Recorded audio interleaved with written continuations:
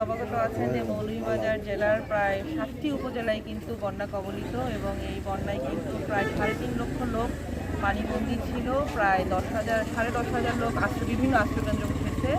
তো এই যে যারা পানিবন্দী ছিল আশ্রয়কেন্দ্রে উঠেছে, সেখানে কিন্তু আমরা মাননীয় প্রধানমন্ত্রীর পক্ষ থেকে যে জিআরএস, চাল, শুকনো খাবার এবং বেসরকারিভাবে অনেক স্বেচ্ছাসেবী দল আছে, সবাই কিন্তু আমরা তাদের পাশে আছি এবং তাদেরকে যত ধরনের সহযোগিতা আছে সেইগুলো করছি। বিশেষ করে এখন পানি চলে যাচ্ছে, পানি যখন চলে যায় তখন পানিবাহিত রোগ হয়।